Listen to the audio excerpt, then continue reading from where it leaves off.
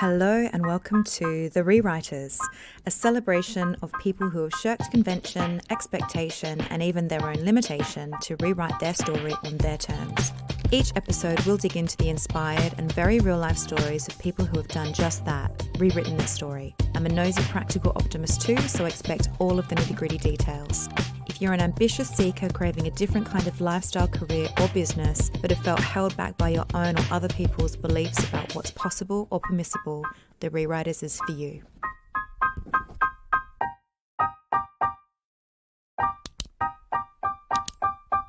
Hello and welcome to the episode. I'm Monique Shaw, aka The Rewriters, founder of Rewrite and your host. I'm a coach, writer, and brand storyteller, and my mission is to help people to rewrite their stories and create lives, careers, and brands they love.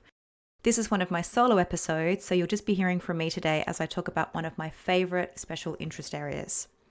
I hope you're doing really well wherever you are right now. Here in London and across the UK, we're currently in our third lockdown, I think. I'm losing count. And schools have shut again. And once again, working families are navigating careers, schooling, relationships, parenting, and everything else in between, all concurrently. And it's nigh on impossible. My heart goes out to everyone dealing with the relentlessness of these demands, with or without children.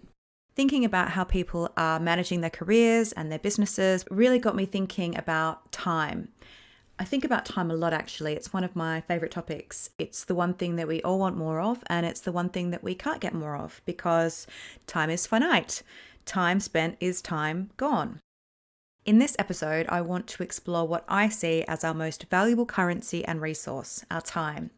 And I want to share some of the ways that I conserve and maximize mine. I am a bit of a time management ninja, and over the next half an hour or so, you're going to hear about micro deadlines, peak periods, not eating your cake in one sitting, and why you should be auditing and chunking up your diary. My hope is that if you take just one thing away from this episode that helps you to conserve your time or maximize it in a way that is more productive or fulfilling for you, then it will have served its purpose. It does come with a little bit of a health warning though. I, personally speaking, had or sometimes do have still a massive tendency towards overwork. There's always something else I could work on before I finish for the day. I couldn't possibly leave people working on something and not be there. What if they needed me? Even now, I do still find it quite difficult to do nothing, with inverted commas. So before we dive into the episode, I just want to preface it by saying that I don't want to share tools to maximize your productivity so you can do more and burn yourself out. I want you to have an honest and respectful relationship with your time and spend it as intentionally as you can, but to also have a whole lot of grace and calm around it as much as possible. As with everything that I do and preach, aim for something, but give yourself a bit of wiggle room. Be compassionate with yourself, but do be honest with yourself as well. As always, if you enjoy the episode, please rate and review it, share it with your mates, share it on social, hashtag the Rewriters Pod. And if you want to find out more about me and the work that I do, check out the show notes or give me a follow on Instagram at the Rewriters. That's at _rewriters. Now, let's get on with the episode. Before we get into the practical elements of this episode, the hows and the tools of conserving and maximizing time, I wanted to introduce you first to a couple of concepts that are really central to the way that I think about time. So one of the most important principles for me when it comes to time is this: time is currency. Spend it wisely. Time is currency. Giving something or someone your time is a huge investment. If you work, you are exchanging your time and your skills, etc., many other things, but you are always exchanging your time for money. If you volunteer, you're investing your time, you're giving them your time for free. That's a huge act of generosity. If you are a parent, you invest a huge amount of time, often for very little thanks and low, if any, financial reward. But time is currency. At any point, at any given moment, you are spending time. You are giving time. It is currency. You spend it, you exchange it, you invest it, ideally for a return. Another really important principle for me when it comes to time is that time is also a success metric. It's a measure of success. This is a really important principle for me. Time is a massive success metric personally. It's one of the big factors for me in starting my own business. I really wanted to have more time, and I wanted to have more choice over how I invested that time. That time back and that time freedom is priceless to me. In fact, there are a gazillion books out there at the moment about passive income, and the main principle behind that, how to make money while you sleep, make money while you're lying on a beach, etc. It's about time. It's about making money, sure, but it's about not sacrificing your time. It's about having time freedom. So for me, I want to create a life that was about enjoying the right now, not one that I spent the majority of my time in tomorrow's life, or a life in how many years down the track when I could draw down on my time investment, retirement, reaching the top of the ladder, whatever goal it was I was working towards. I wanted to be able to enjoy my present moments, and to that end, I needed to have more control and agency over my time. Time is a success metric. It is one of my number one success metrics. So time is currency and time is a success metric. So now that I'm working for myself and I have more control over this valuable resource, this time, that's sorted, right? That's what I wanted. More control over our time, the more control we have, the better. Not quite. It is just as easy for someone who is self-employed as it is for someone who is employed to find their time evaporating. So as a self-employed person, I do have control over what types of people I work with and what types of projects I work on and how I structure my days and my weeks. And I'm pretty ruthless with that. I'm very considered. But if I'm not mindful of how I'm spending my minutes and my hours, my time is going to hemorrhage just as it would if I was in a job where endless meetings, coffee catch-ups, last-minute favors, etc. were snaffling up my hours and leaving me doing my actual work, or a lot of my actual work, in the evenings, late in the day, and on my weekends. What's my point? You need focus. Time without focus or presence is time wasted. That's not to demonize those moments, going back to my health warning, when you do just want to numb out watching Netflix, scroll through Instagram, whatever. But when you find you are losing many hours to passive activity, you're not quite sure where the time is going, you probably don't have a time problem. You have a focus, presence, and attention problem. If you feel like you don't have enough time, you don't necessarily need more hours in the day. What you need is more focus in the hours. Time without focus or presence equals time wasted. One of the first exercises I do with my coaching clients is the life pie. If you've got no idea what I'm talking about, go back and listen to episode 3, the DIY career rewrite, where I talk about the life pie, and I actually share a link to the tools in the show notes for that episode. But basically what the life pie does is it shows you how you're spending your time, energy, and focus across all of the different areas of your life currently, and then how you'd like to be spending it ideally. And then taking those 2 points, how you're currently spending it and how you would ideally like to be spending it, and working out how to close the gap between those 2 points, the current and the ideal. But what a lot of my clients will find is that a disproportionate amount of their time is spent at work or doing work. I was working with a client recently, however, who was deeply unhappy with work, and yet the time investment was really reasonable and balanced. They were doing sensible hours. Their work wasn't eating into their evenings or weekends. The problem was that they weren't enjoying the work that they were doing, and they struggled to get to a state where they could really focus and get into flow because they were working against their true nature. They were swimming against their slipstream. What one of the knock-on effects of that was although they weren't spending extra time at work, the dissatisfaction with work was bleeding into their time outside of work as well. So you can be there, you can be at work, you can be doing something, you can give your time, but it's wasted if you're not giving it your focus and attention too. It's empty calories. So if you give something your time plus your focus, not only do you maximize your time investment and accelerate your impact, great, but you also maximize your enjoyment. So there are a couple of things to unpack there. But firstly, what I want to say is this isn't an episode about working out if you're in the wrong job.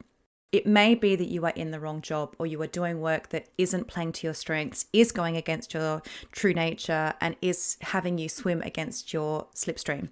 So if that's the case, that needs to be addressed before you can really worry about how to maximize your time or conserve your time. I'm not going to talk about that at length now, but I just wanted to make that point. Okay, so going back to the time and focus piece, there are 2 things to unpack and question here. Do you really have a time problem? Or do you have a focus problem? If it is really a time problem, then the tips that I'll share around conserving your time will help. But if it's a focus problem, then the tips I have for you around maximizing are what you're going to be looking out for.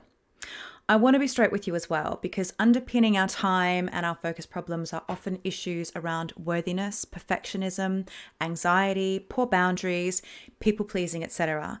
And no podcast episode is going to heal the big stuff. So I would encourage you to be really honest with yourself as well. Is this a lack of time and focus? Is this lack of time and focus a symptom of a greater challenge? And if it is, make sure you're doing some work there as well, either with the right support externally or some honest and self-compassionate self-inquiry. Change is a doing word. So the tips that I share, you will actually have to try them out, right? You're going to have to experiment, get out of your head and into the activity, get into the doing. Okay, let's get started. Maximizing your time. Now let's assume that you have to spend your time doing this thing. This isn't a case of let's claw the time back then, i.e. conserving our time. This is a case of maximizing the time investment that we have to make. So first let me say this, if you're going to be there, you might as well be there. If you have to do it, you might as well do it. A lot of time and energy is wasted rationalizing, bargaining, procrastinating, and then stressing out about the rationalizing and the bargaining and procrastinating. And I'm not going to feed you any BS here. There is no magic pill. You have to do. I believe that the talk about mindset has a lot to answer for, because a lot of people wait for the right mindset and mood. You don't need the right mindset. You need to just get on with it. Start first, the mindset will come. It's like confidence and courage. People often think that you have to be confident before you can be courageous, but actually it's the other way around. You have to be courageous. You have to take the step. You have to do the doing, and then the confidence comes. It's a misnomer to think it's the other way around. And it's the same with maximizing your time. You've just got to do the doing. Don't wait for the mood to feel right. So maximizing time 101, get out of your own way, stop thinking about it, and just do it. Now, I rarely wait for myself to feel like doing a particular piece of work. I just start. And this is a learned technique. It's not something I was innately able to do. And I think it's really important for me to underline that. I wasn't born able to just get on with doing work. In fact, I was absolutely lastminute.com. All through school, all through uni. I'm very familiar with that burning need to clean your cupboards at 4 p.m. the day before an assignment is due that you haven't started yet. And then watching the sunrise as you bash through your essay, swearing that you'll never do it again. Swearing that you'll start months before the deadline and never actually doing it. Even sometimes believing that you might, but never actually doing it. I had to learn the skill of getting out of my own way, and I did it by doing, not by thinking. I developed this skill or muscle when I worked as a bid strategist and writer for a very busy international pursuits team many years ago. And in that role, I had to prepare very compelling and technical content and try to make it distinctive, and also include the voices of a million stakeholders and the needs of a handful of decision-making clients, and synthesize it all, create reams of beautiful copy in a tight deadline, whilst working in very loud, very busy, and very pressurized project rooms. I didn't have the time or the luxury to wait for inspiration, calm, beautiful surroundings, the right mood, the right lighting. The deadline did not care about my creative process, the fact that the stars had to align perfectly. They needed the copy and they needed it now, so get on with it. I had to get out of my own way and get on with it. And it was bloody uncomfortable and stressful, and also probably one of, if not the best skills I have ever learnt professionally. I'm really grateful for it. Getting out of your own way means stop waiting for perfect conditions. Stop using imperfect conditions as an excuse not to start. So that's all well and good for me to say that. It's probably quite irritating for some people to hear that as well. But how do you actually get out of your own way and start? Well, the tool that I use, or the technique that I use, is micro deadlines. So the reason I was able to bash out that copy in those conditions was because I had no choice. I had a deadline. So now I give myself micro deadlines. Deadlines are great. Some people are better under pressure. Some people work really well under pressure, and yet they don't have a deadline, and so they don't get stuff done. So apply one. Apply that pressure of a deadline. It's also a relief to see the finish line. So the deadline is that end point. You don't have to commit to doing the thing for an inordinate amount of time. You just have to commit to doing the thing until the end of your micro deadline, until your micro deadline is up. So let me talk you through what that can look like. The other day I had 20 minutes until I had to leave to pick up my little boy from nursery or daycare if you're in Australia and the US. And I needed 5 minutes to get my shoes and my coat on, find my mask, get my keys, etc.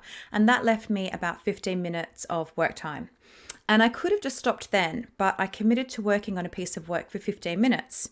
It was a micro deadline. The work was a piece of copy for a campaign I'm working on, and I just sat down and I bashed it out.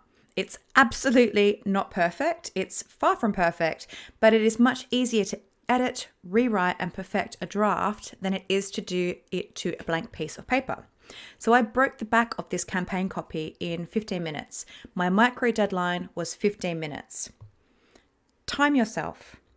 If I'm super time poor, I will literally write myself to-do lists with time amounts. So for example, 30 minutes prep for interview, 1 hour work on campaign.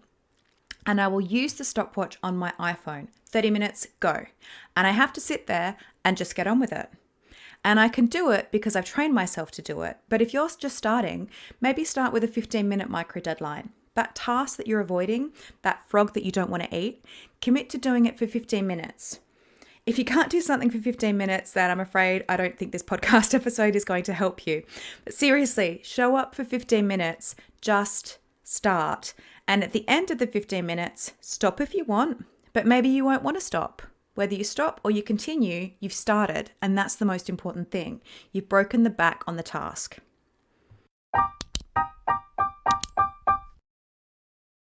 My next tip for maximizing time, don't try to eat the whole cake in one sitting. There are different types of activities and different ways of working on those activities. And I actually wrote an article last year about how I'd learned to tackle the blank page. And it was actually in those high stress project rooms that I learned to do that. Getting out of my own way was one piece, but then not trying to eat the whole cake in one sitting without taking a breath was the other piece. I chunked it up. I cut it into slices, into 4 different steps. This is what helps me to beat the blank page, and it's an approach that I use all the time and can be applied beyond writing as well. I'm going to give the example with writing because so many of us are writers. If we have jobs that include computers, writing emails, anything at all, we're having to do some form of writing, whether it's a report, a project plan, a presentation. A lot of writing is done in the majority of our professional lives. So rather than starting a piece of writing with writing, my writing step is actually my 3rd step. So step 1 is research, step 2 is planning, step 3 is writing, and writing with absolute abandon, and step 4 is the edit. Now these steps can take days or weeks or just hours or even, 10 minutes, quick 10-minute research, map out a plan in 5 minutes and then start writing. But they're different types of activities requiring a different way of approaching it. So you can eat your cake one piece at a time. So I'll talk you through it really briefly, but do check out the article, How I Beat the Blank Page in 4 Steps. It's on the blog section of my website, rewrite.com, and I'll link to it in the show notes as well. So step 1, research. What's the thing you need to do? Have you got enough info to hand in order to start? Is your lack of information preventing you from starting? Spend some time researching. And if you're one of those people who can't stop researching, i.e. it's a procrastination technique, then you need to time limit your research and be ruthless with yourself on that.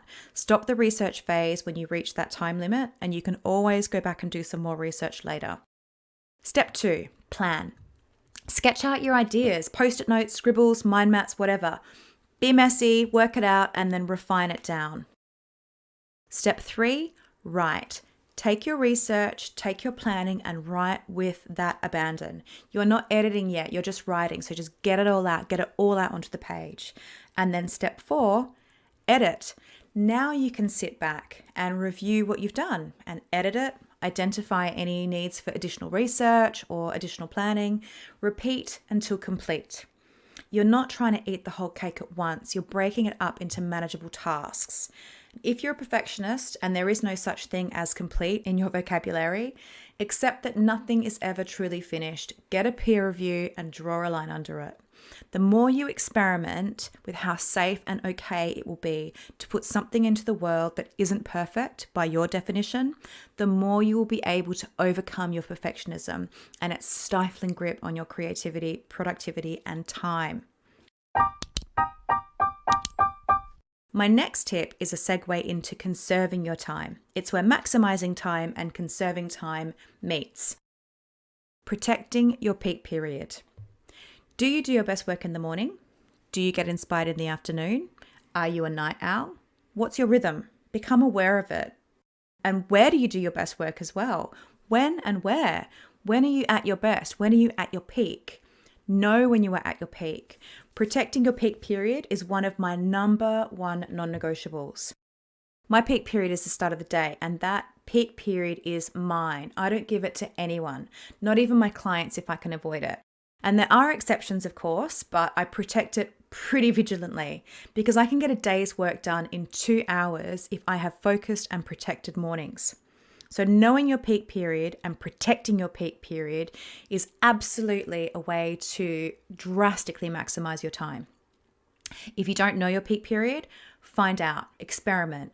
And if you can't protect it because you don't have that level of autonomy in your work or because of your life situation, the reality for people that have young children or caring responsibilities or, whatever, it may mean that you can't always protect it. If you can't protect it, understand why and what's stopping you.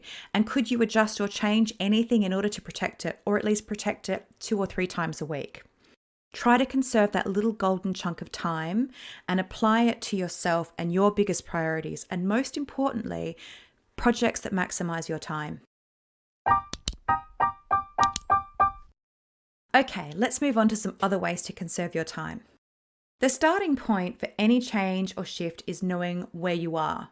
Being radically honest with where you are right now. How are you spending your time right now? Where is it going? So my next tip or tool is audit your diary. I am ruthless with my diary. If you haven't already listened to the very first episode of this podcast, go back and listen to it. I talk about non-negotiables and helpfulness quotas, and those two things very much dictate what my diary looks like. When I returned to work full-time after maternity leave, my little boy was 1, and I was responsible for nursery drop-off. My husband did pick up, and I had no idea how I was going to manage all of the things I used to do when a 50, 60-hour week was standard, more if there was a big deadline. And so I had to get a handle on my current state. I audited my diary. I color-coded absolutely everything in there, and I watched. I didn't make any changes initially. I just observed how I was spending my time. And what I discovered was that half of the time was spent doing stuff that wasn't related to my actual job. Voluntary work projects and networks, coffees, hours of unexplained lost time that I just couldn't account for. And so by getting rid of those activities, or at least substantially reducing them and being a lot more selective, I was able to halve my hours and still do my day job. And I did it successfully. I redesigned my diary to conserve and maximize my time, and I culled anything that was low priority. I absolutely protected my peak period for sure, for pure work, for focus and for flow. I was able to achieve a day's work in an hour or 2 if I did it in my peak productive period. And by completely redesigning my diary, I did go on to leave my job anyway eventually, but I wasn't overworked. I was doing a lot of travel, but in terms of managing my days, I was doing pretty healthy weeks and I was making an impact because I was using my time very, very carefully and being very ruthless about what was allowed in my diary. So my next tip is chunk up your diary. One of the easiest ways for time to evaporate is when there is no plan. Without some kind of plan, you are limiting your ability to focus and to be intentional with your time.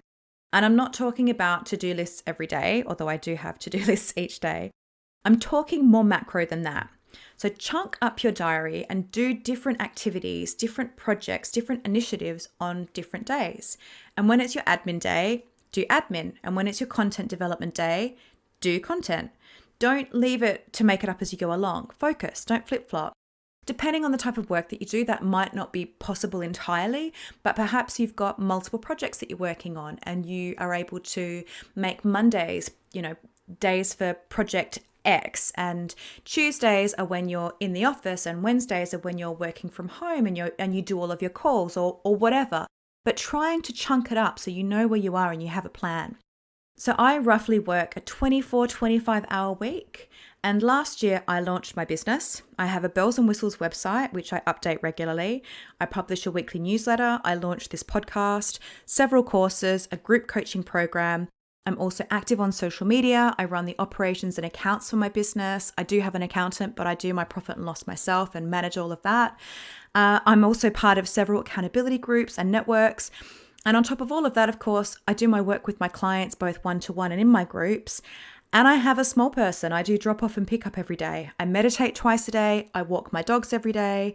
I work a 24, 25-hour week because I know how to chunk up my diary and because I protect my peak period and I get out of my own way. I spend my time doing. I'm not saying that to push a superwoman myth, because I think that's really unhelpful and also unhealthy.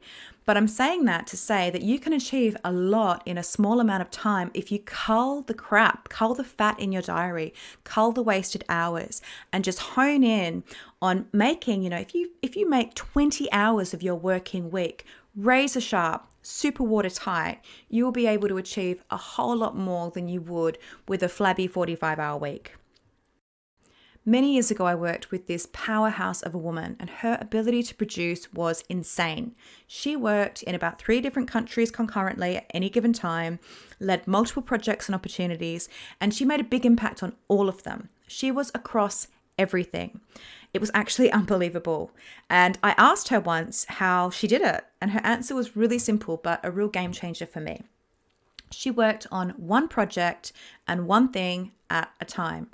She chunked things up. So project A, for example, she'd sit down and she'd bash through all the things she needed to do for that project, and then she'd put it down and she'd be done with it. And she'd move on to project B and do the things that she needed to do for project B. And she didn't do a little bit of project A and then some of B and then back to A and maybe throw in a little bit of project C for good measure. She was single-minded and focused, and it was very efficient and impactful.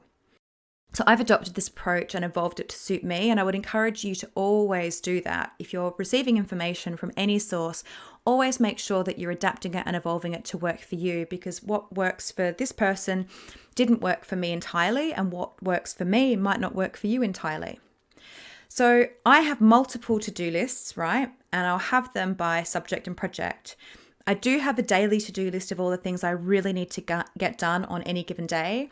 And I'll often do that on a Sunday for each of the coming days. And I make them things that are really like that. I absolutely have to finish those things by that day. But I also have my ongoing, less time-sensitive to-do lists, which I call my long lists. And I group them by project or area. I chunk them up.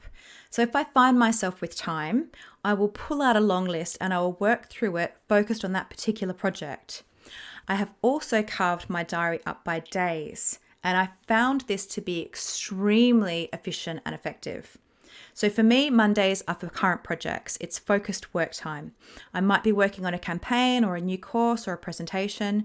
My Mondays are when I sit down and I do very focused work on whatever the big project of the moment is. Having Mondays dedicated to current projects is what means I can run my business, deliver all that I'm doing, and find time to develop a podcast, for example. Then that plate is up and running, and the next project gets incubated, developed, and finalized on my Mondays.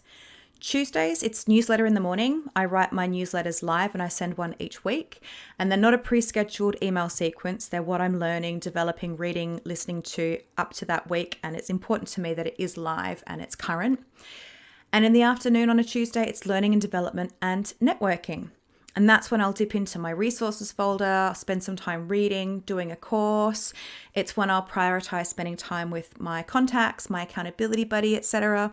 Having those relationships and continuing to develop my skills and my knowledge is really important. So I build it into my weekly work plan.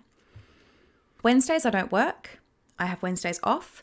Thursdays, I have 90 minutes of work time, and that is ops, admin, and business strategy. So I do my accounts weekly, and on that day, I'll make sure my admin is done, my profit and loss is up to date, anything tax related is dealt with. And that's also the day that I would use for any strategy review or business analysis. Fridays are marketing and content development. So that's when I work on my social media and schedule it for the week ahead. I also work on a weekend. So my days are really short. My Monday, Tuesday, Friday is like 9 to 3, and I don't work on a Wednesday. My Thursdays are 90 minutes. So I do work on a Sunday as well. And that's a pleasure day for me. I really enjoy working on Sundays. I think because I have so much agency over my time during the week, it is really nice to have that time when I can just sit down and focus. It feels quite luxurious, as crazy as that might sound. And so Sundays, it's podcast day and planning for the week ahead, and also any miscellaneous mop up. I find it really rewarding to be able to sit down, do a piece of work, and then think about my week ahead, how I want it to look, what I need to get done, and make sure that any of the open loops or loose ends from the week that's just been have been closed up.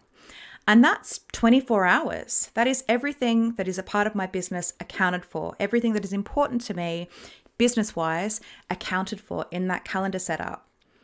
The other thing I really want to say here that is really, really important is I also give myself some grace, right? So stuff can crop up that means that I'm doing the podcast on a Friday, or I have to sort my accounts on a Sunday, or whatever.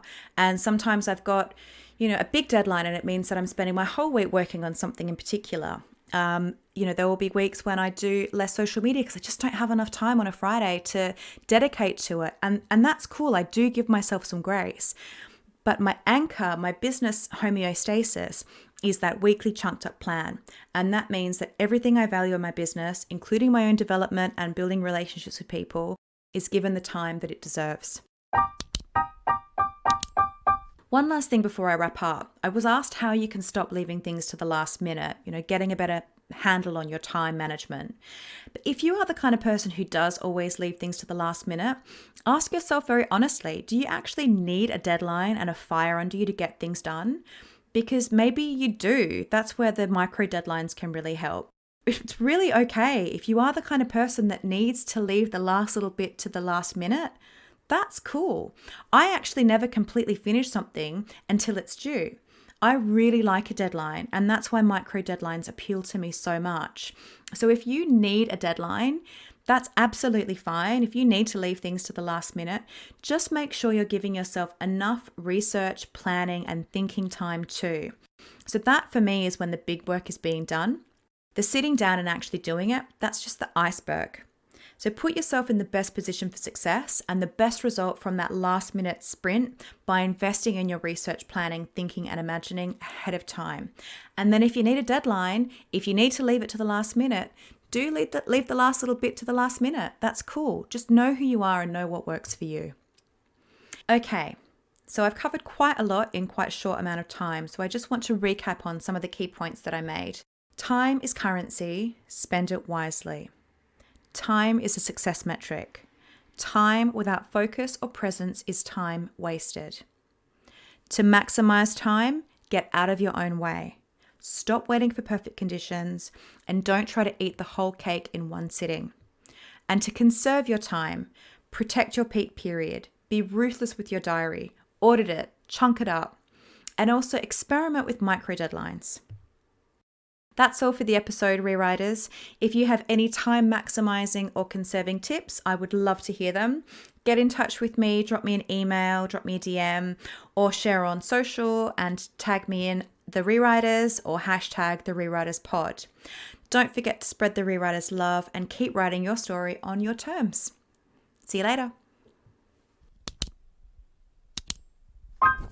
The Rewriters is produced, written and presented by Monique Shaw, original artwork by Kiana Perry, and original music by DJ Cinnamon.